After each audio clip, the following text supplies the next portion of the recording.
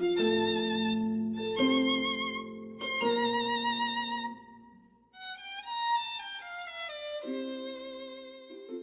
aí, pessoal do canal, tranquilo? Então, a gente vai colocar mais um trecho aí do vídeo do professor Olavo de Carvalho do Facebook. Mais uma parte aí, porque esse vídeo realmente foi bem interessante. Ele falou coisas ali bem pertinentes aí ao nosso atual momento, aqui no Brasil e no mundo. Então, isso aí a gente vai deixar para vocês. Lembrando também para vocês passarem na comunidade, onde a gente deixa lá uma lista de livros para quem quiser adquirir, para ter mais conhecimento e abrir mais a mente e abrir mais os olhos contra o comunismo. Lá a gente deixa bastante livro. E também lembrando a todos para ir lá e se inscrever no canal do Professor Olavo de Carvalho, compartilhar o canal do Professor Olavo de Carvalho para os amigos, familiares, tentar aí para que ele chegar a 1 milhão de inscritos. Vamos lá, pessoal, tá perto de bater essa meta aí. Eu acredito que até o final do mês, ou no máximo no final de julho, ele vai chegar a 1 milhão de inscritos. Segue a gente também aí no Instagram, no Twitter, confiram sua inscrição aqui no canal. E também segue a gente lá no Telegram. Beleza? Fica aí com o vídeo. Valeu. Forte abraço. É uma grande alegria estar aqui com você, estar podendo me comunicar com os nossos irmãozinhos da África, né? Há tantos anos eu queria conversar com eles, ter um contato, ir aí, conhecer pessoalmente. Nunca tive oportunidade, mas pelo menos vamos fazer esse contato aqui. Sim, sim. Claro, o professor é sempre bem-vindo. Se um dia achar por bem, noutro contexto, naturalmente, agora é uma época complicada, será sempre muito bem-vindo e certamente iremos ver o que é que se pode fazer, porque há aqui muita gente que aprecia, pessoas da sociedade civil, há muitas pessoas que apreciam a obra do professor Olavo de Carvalho, que adquirem, fazem questão também de adquirir os seus livros, etc. O professor Olavo tem muitos livros publicados, alguns são best-sellers internacionais, como sabemos, e, portanto, aqui a terra também é sua e será sempre bem-vindo aqui, nesta pátria africana e lusitana ao mesmo tempo. A cultura cabo-verdiana, como sabemos, é uma cultura híbrida, é uma mistura de várias culturas. Há muita gente que não gosta deste discurso, mas é um facto histórico inegável. Não é? Professor Olavo, portanto, durante a nossa conversa vai ter naturalmente a liberdade de dissertar à vontade sobre qualquer tema de seu interesse, mas eu tenho para já algumas questões, digamos assim, da atualidade que eu gostaria de discutir consigo e para que as pessoas possam ouvir a sua opinião ímpar sobre esses temas que estão a pocuentar, digamos assim, a humanidade, Cabo Verde e a humanidade em geral. Ultimamente as coisas têm decorrido num ritmo complicado com esta pandemia, com a situação política e geopolítica que isto deu origem, que isto provocou, e na sequência disso aconteceram várias coisas, algumas preocupantes, em que eu gostaria de ouvir, relativamente às quais, portanto, essas coisas, relativamente às quais eu gostaria de ouvir a opinião do professor Olavo. Um dos assuntos que para começar, está muito em voga, creio, o Olavo, só para situar mais uma vez o leitor cabo-verdiano, o professor Olavo vive no estado da Virgínia, vive, portanto, nos Estados Unidos da América há vários anos, e uma das questões que está em voga neste momento é a questão das estátuas, dos símbolos. Parece que a esquerda radical, que a esquerda fanática, essa esquerda rancorosa, que tem um problema qualquer com a história, um problema mal resolvido com a história, parece que um pouco por todo o mundo, a começar dos Estados Unidos, onde o professor vive, nos Estados Unidos aconteceu, parece que eles agora querem derrubar estátuas e destruir coisas com essa sanha revolucionária típica deles. Aconteceu também na Inglaterra, vandalizaram a estátua de Churchill, imaginem, Churchill, o homem que ajudou o mundo a libertar da tirania nazi, de Hitler, etc, etc. Ou seja, essa gente não tem escrúpulos. Fizeram também o mesmo em Portugal, vandalizando a estátua do padre António Vieira, que foi uma figura importantíssima, quer do ponto de vista cultural, quer do ponto de vista de defesa dos direitos humanos. Mas essa esquerda é completamente analfabeta, é completamente ignorante, e parece que não tem limites, e segue aquela máxima de Karl Marx, que é preciso destruir tudo, começar pela cultura para se fazer a revolução. Então gostaria de ouvir a sua muito distinta opinião para começar sobre este tema. Olha, anos atrás eu publiquei um estudo sobre a mentalidade revolucionária. Mas eu acho que hoje, esses fenômenos que estão diante de nós já não podem ser explicados por essa teoria, pela simples ideia da mentalidade revolucionária. Por quê? Porque na mentalidade revolucionária aconteceu uma mutação extraordinária nos anos 60. Você vê que até aquela época, a base da posição marxista era a ideia do proletariado contra a burguesia. O proletariado, que era a classe explorada, a classe que gera toda a riqueza e não recebe por isso o que seria suficiente e justo por ser explorado pela classe mandante, a burguesia. Essa era a concepção até essa época. Nos anos 70, isso tudo acabou. Por quê? Porque o proletariado não era mais revolucionário. O proletariado estava muito bem acomodado no capitalismo. Tinha subido de padrão de vida. Não havia mais, não tinha mais sentido a Revolução Proletária. Então, houve uma mutação criada, sobretudo, pelo pessoal da Escola de Frankfurt, de explorar não a insatisfação econômica do proletariado, mas qualquer insatisfação subjetiva, que pode ser, por exemplo, a insatisfação, a mulher está insatisfeita com o seu marido, o outro está insatisfeito com o sexo em que ele nasceu, né? O outro, por ser de uma raça, acha que a outra raça o está explorando, e assim por diante. Quer dizer, toda e qualquer insatisfação tem, segundo esta escola, tem um potencial revolucionário, porque é tudo baseado, como dizem, em relações de poder. Então, todas as insatisfações subjetivas, as mais variadas e as mais estúpidas, se tornaram o fermento da mentalidade revolucionária, que pode se voltar contra qualquer coisa, por mais absurda que seja. Frequentemente, o jogo, vamos dizer, da vítima e do culpado aí sofre inversões terríveis. Por exemplo, você vê todo esse movimento racialista, anti-branco, ele é fomentado, vamos dizer, pelos muçulmanos, que foram os maiores escravagistas de todos os tempos.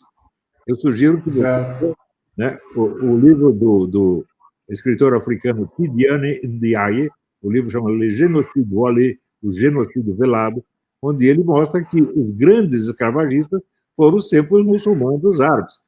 Desde muito antes, eles começaram no ano 700, e quando o primeiro europeu que chegou na África para comprar escravos foi em 1500, por volta de 1500. Então, eles já tinham 8 séculos de escravidão nas costas. Mas, pior ainda, antes disso, havia a escravidão interna na África. Havia o Império de Oyo, que era assim, o império escravagista monstruoso que havia na África. Invadia todas as tribos pequenas, escravizava todo mundo e castrava 90% deles. Ou seja, desses 90%, 80% morriam no transporte. Eles captavam os escravos, eles iam atrás, sobretudo, das mulheres. O que era o contrário do que acontecia na América. Na América, eles queriam escravos para trabalhar na lavoura. Lá, eles queriam, sobretudo, escravas para colocar nos lugarenses, para servir aos seus apetites sexuais. E os homens não serviam para nada, então eles castravam. Mais ou menos 90% dos escravos que eles aprisionavam, eles castravam. E, portanto, naquela época não tinha meios de asepsia, não tinha uma medicina desenvolvida, então 80% dos castrados morriam. E o resto continuava vivendo sem saco. Não é isso? É uma vida interiorizada, humilhante, pelo resto da vida. Uma coisa horrível, horrível. Tudo isso, os brancos não têm nada a ver com isso. Eles chegaram muito tempo depois. Pior, os brancos jamais escravizavam ninguém. Eles chegavam na praia e compravam do Império de Ouro, compravam dos muçulmanos. Então, agora, contra esses grandes escravagistas do passado, ninguém fala uma palavra. Agora, o branco chegou na África, a escravidão aí durou apenas 300 anos. Na África tinha durado 2 milênios, pelo menos. E não houve nenhum movimento anti-escravagista durante todo esse tempo. Ninguém falou uma palavra contra a escravidão. É incrível, é incrível. O branco chega lá, traz, vamos dizer, a ideia abolicionista, e em 300 anos a escravidão no Ocidente está acabada. Né? Quer dizer, ele deve exclusivamente a nós a sua libertação, a nenhum muçulmano e a nenhum africano. Né? Então, eles estão fazendo o contrário, estão atacando os seus benfeitores e louvando os seus escravizadores, os seus torturadores. Isso aí é a inversão revolucionária em ação, mas já não com o sentido proletário. Agora é outro sentido, vamos dizer, a insatisfação simbólica. Por ser simbólica, não precisa ter nenhuma relação com a realidade. Basta você, uma imagem causar ódio em você e pronto, ela está justificada. Então, por exemplo, os caras vê a imagem do Padilheiro. Então, o Padilheiro representa o português maldito que veio aqui e nos escravizou. E não o português não escravizou ninguém. O português comprou escravos que ganharam escravos lá dentro. E segundo, o Padilheiro não tem nada a ver com isso e foi sempre o defensor das outras raças, né? Então, mais para o sujeito ver isso e acredita que aquilo é um símbolo odioso. E para ele, o símbolo é a mesma coisa que a realidade. Por quê? Porque ao mesmo tempo que a escola de Frankfurt destruiu a noção da revolução proletária, criando esta nova revolução simbólica em vez dela, ela destruiu a cultura superior. Por quê? Porque a ideia é fazer de toda a cultura superior um instrumento de formação de militância. Então, as universidades, com o tempo, viraram só formação de militância e formação de ignorante. Você vê aqui no Brasil, isso em poucos países essa operação teve tanto sucesso quanto no Brasil. E no Brasil, hoje, os alunos das nossas escolas secundárias tinham sempre os últimos lugares em todos os testes internacionais. E as universidades entregam anualmente ao mercado 50% de analfabetos funcionais. Ou seja, a cultura superior foi 100% destruída e criou essa horda de ignorantes. Né? E ninguém tem mais ódio no coração do que o ignorante, porque ele não entende o que está vendo. Na medida que ele não entende, ele fica com mais raiva. E é exatamente o que esse pessoal todo está fazendo. Aqui, por exemplo, o pessoal que acredita que o norte contra o sul, a revolução foi uma luta contra a escravidão. Veja, 16 vezes, Abraham Lincoln disse: a nossa guerra não foi feita para libertar os escravos. 16 vezes ele repetiu isso, o problema era muito outro. E a libertação dos escravos já estava sendo planejada no sul também. Lá demorar um pouco mais de tempo, por quê? Lá eram estados agrícolas, e a mão de obra escrava era necessária. Então, sem reformas econômicas profundas, não era possível libertar os escravos. No norte era mais fácil, porque o norte era industrial, não tinha necessidade de escravos. Quer dizer, o empregado legalmente constituído era suficiente. Mais ainda, tem coisas incríveis. Né? O presidente da Confederação do Sul, Jefferson Davis, jamais teve um escravo. E, em vez disso, ele tinha um filho adotivo preto ao qual ele legou o nome e a sua herança. Também o comandante militar do Sul, General Lee, jamais teve um escravo. Mas o comandante militar do Norte, General Grant, sempre teve um montão de escravos. Né? Sem contar um monte de generais e deputados nortistas que eram donos de escravos. Quando o Lincoln decretou o fim da escravidão, ele decretou o fim só nos estados do Sul. Os do Norte continuaram escravagistas e ninguém reclama disso até hoje. Então, isso é um monte de injustiças e mentiras que só idiotas acreditam. Então, você cria uma massa de idiotas raivosos, dispostos a se vingar em qualquer símbolo que lhes pareça odioso. Né? Então, é uma coisa assim, não é nem um problema de ideologia, é um problema de ignorância, um problema de barbarismo. Mas, num debate com esse pessoal, adiante. Ao contrário, veja, todos os debates que eu tive com o esquerdista, eu venci todos os debates. O que aconteceu? Eles concordaram comigo? Não, ficaram com raiva de mim e começaram assim, fazer macumba, me xingar, né? Inventar história a meu respeito. Inventaram cada mentira, assim. São milhares e milhares e milhares de mentiras idiotas que inventaram e que põem para circular, às vezes no mundo inteiro. Né? Tem aqui... Né, houve uma pequena interrupção, mas já voltou. Pode continuar, professor. Então, não há um debate de ideias mais. Né? O que há, vamos dizer, é uma luta contra o processo calunioso, difamatório, mais grosseiro, cruel e estúpido que eu já vi na minha vida. Né? Eu mesmo, vamos dizer, eu sou com certeza a maior vítima de difamação da história do Brasil, talvez da história humana, porque, no mínimo, circulam a meu respeito, na mais modesta das contagens, 200 mil páginas. Você imagina que eu poderia responder 200 mil páginas. Então, eles fazem um ataque não é para criar uma polêmica, mas ao contrário, para impedir você de usar o direito de resposta. Exatamente. Então, é muito possível. A sua explicação é fabulosa e acho que vai ajudar os alunos aqui das universidades e não só, e alguns críticos até, a situarem-se melhor nessa questão, porque efetivamente eles nunca falam como o professor explicou muitíssimo bem com essa sua sapiência. Eles nunca falam da escravatura árabe, islâmica, nunca falam disso. Muito maior e pior do que o Exatamente. Eu sugiro muito esse livro, do Ndiaye, Tidiane Ndiaye, Le Génocide Volé. Eu não sei se existe. Acho que eles é que são racistas, porque eles têm a posição que eles tomam.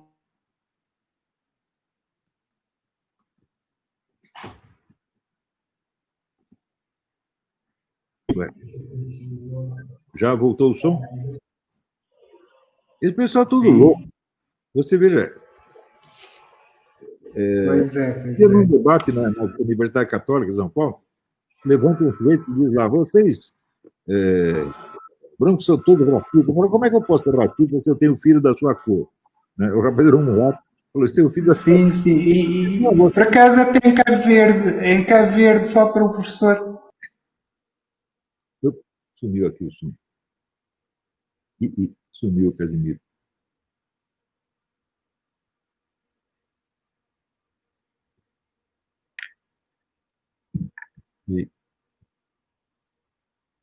Sumiu o Casimiro. Alô? Casimiro, estou esperando você voltar.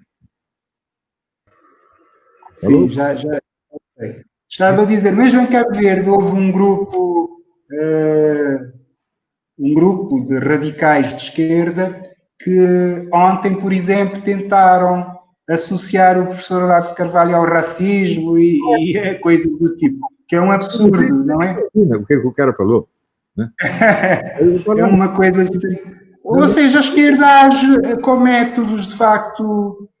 É uma esquerda criminosa porque recorre basicamente à calúnia, à difamação e, portanto, isso são crimes tipificados na lei. Portanto, essa gente não sabe agir, parece que eles não sabem agir de outra forma. Só utilizam... Um ódio psicótico, né? É um ódio psicótico. Olha, vocês sempre foram racistas. Mas como racista? Se eu casei com uma mulher negra, né? Tenho aqui filho mulato, eles dizem, não, o que vocês brancos fazem, vocês estupravam as mulheres negras. Daí, por coincidência, o meu filho estava lá na plateia. Eu falei, levanta aí, Luiz.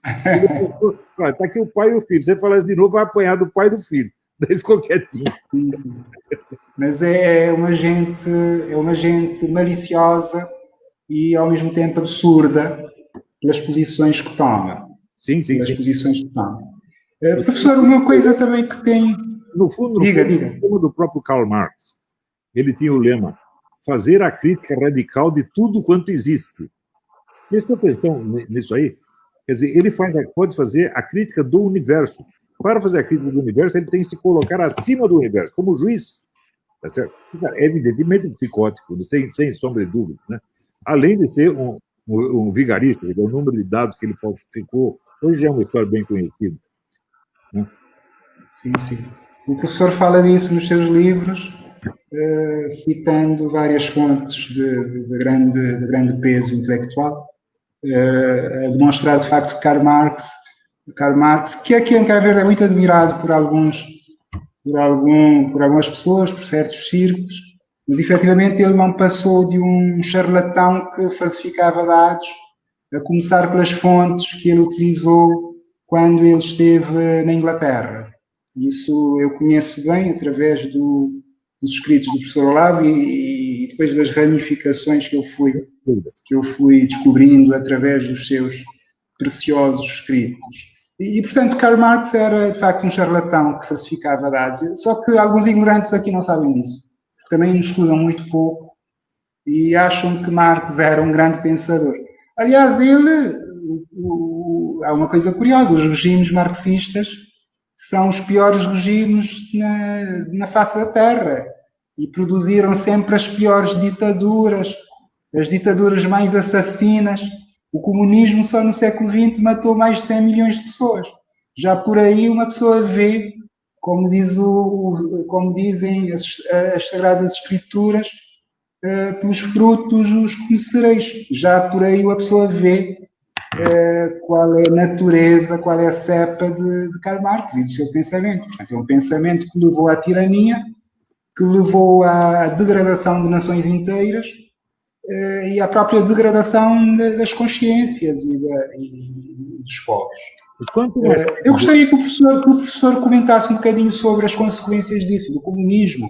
Sim, o que é que estamos a viver, o que é que o comunismo fez, provocou no nosso mundo, as degradações, as confusões que o comunismo lançou. Eu gostaria que o professor falasse um bocado disso.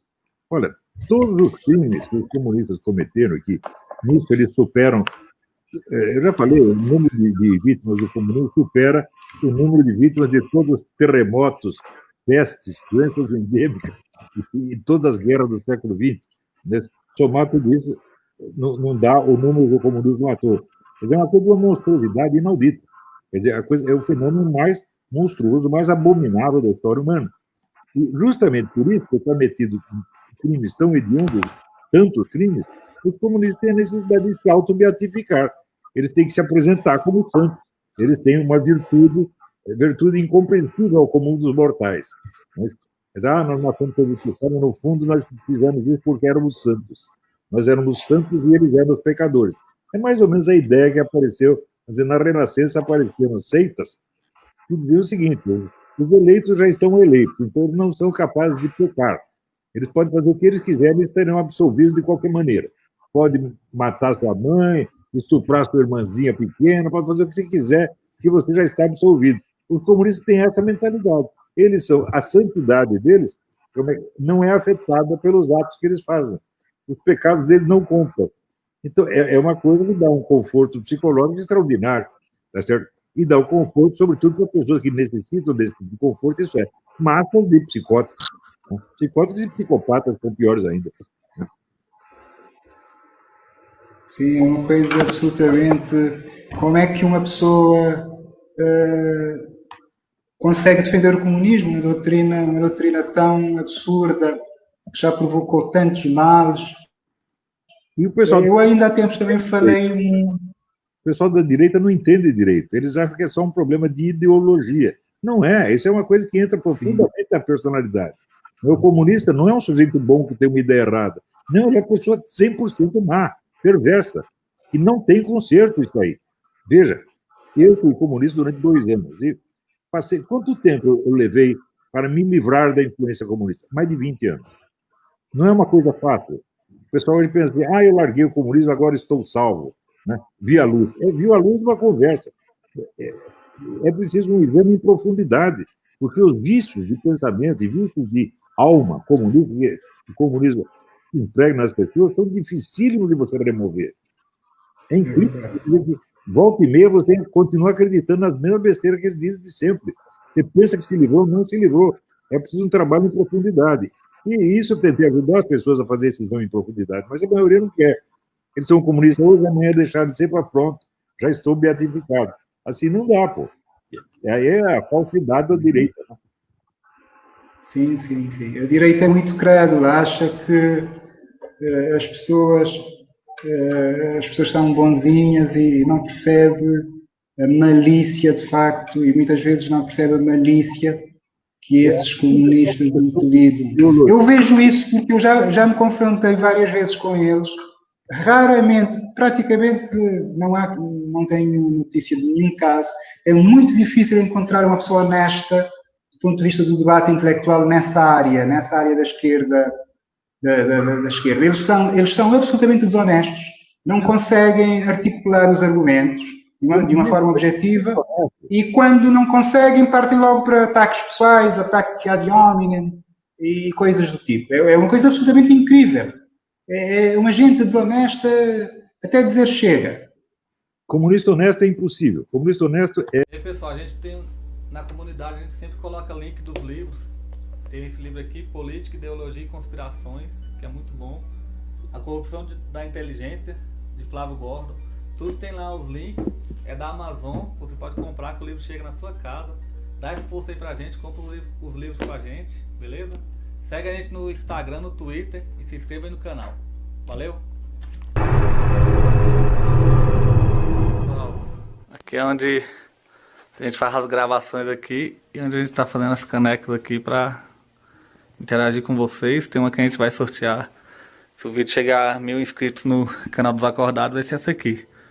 Alguém conhece esse livro? Esse aqui ficou top, cara. É isso aí. Daqui a pouco tem mais vídeo aí pra vocês. Segue nós, apoia nós.